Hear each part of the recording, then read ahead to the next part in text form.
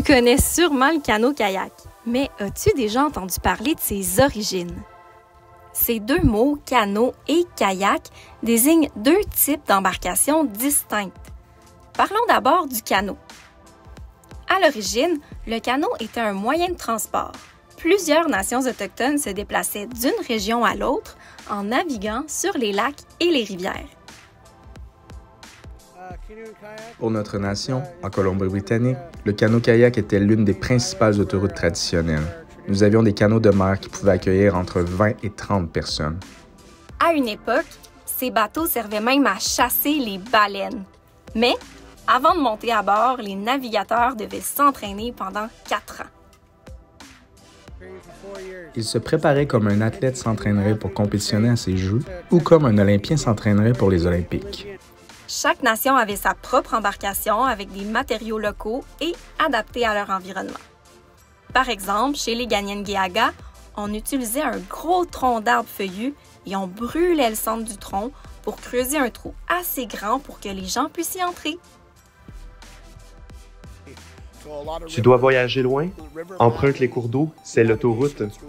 Traditionnellement, notre peuple empruntait les voies navigables du fleuve Saint-Laurent.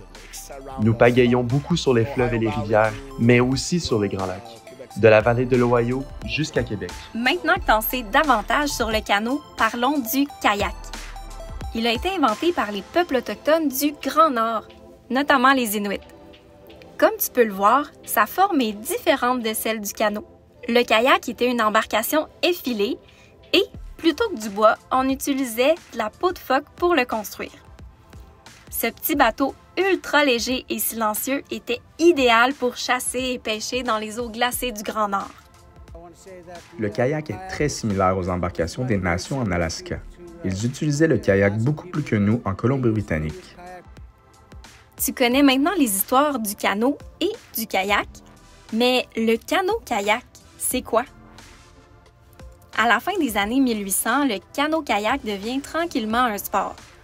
En fait, canot-kayak, c'est un terme qui désigne le fait de naviguer sur l'eau à l'aide de n'importe quelle embarcation propulsée par des pagaies. Aux Jeux autochtones, il y a des compétitions de canot en duo et des compétitions de kayak en solo. Pour les entraîneurs et les athlètes autochtones, il s'agit d'un sport qui permet de garder la culture vivante. Pour nous, c'est vraiment lié à notre culture. Pendant les Jeux autochtones, nous essayons de parler notre langue quand nous donnons les directives sur l'eau. Ce n'est pas seulement pour la culture, c'est également une stratégie puisque personne ne comprend ce que nous disons. Et aussi de transmettre la bienveillance envers une ressource précieuse, l'eau. On a besoin d'eau pour vivre et je crois que c'est important d'enseigner aux enfants à quel point l'eau est importante pour qu'ils veuillent la protéger. Donc, le canot-kayak, c'est loin d'être juste un sport pour les Autochtones.